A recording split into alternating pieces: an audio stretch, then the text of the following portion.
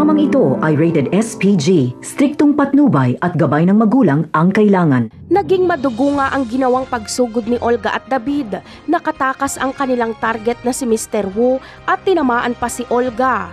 Malaki naman ang naging papel ni Santino dahil iniligtas niya ang buhay ni Lucio. Hindi umubra si Bullet kay Santino kaya napatay niya ito. Malala ang kalagayan ni Lucio dahil dalawa ang kanyang tama pero ililigtas siya ni Santino. Pero mahihirapan si Santino na akayin si Lucio palabas ng bodega na yon dahil dumating si David. Kaya ang tanging paraan na lang ay labanan ni Santino si David. Hindi magdadalawang isip si David na patayin si Santino, kaya wala rin choice si Santino kundi patayin si David. Kung mano-mano ang laban ay panalo si Santino. Pero kung pagiging tuso at gulang ang papairalin ay panalo si David.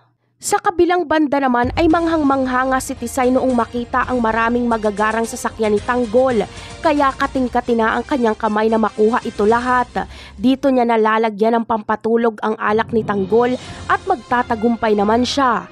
Mapapatulog niya si Tanggol kaya ititext niya ang kanyang mga kasamahan para pumasok at kumuha ng mga sasakyan. Ngunit lingid sa kaalaman nila Tisay ay pinapanood lang pala sila nila Divina at hindi pala nakatulog si Tanggol at nagpapanggap lang itong tulog. Papalayuin muna nila ng konti sila Tisay at susundan nila ito.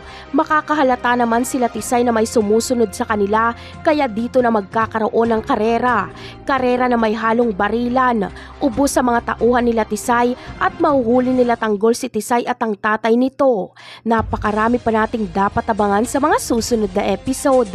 Paalam!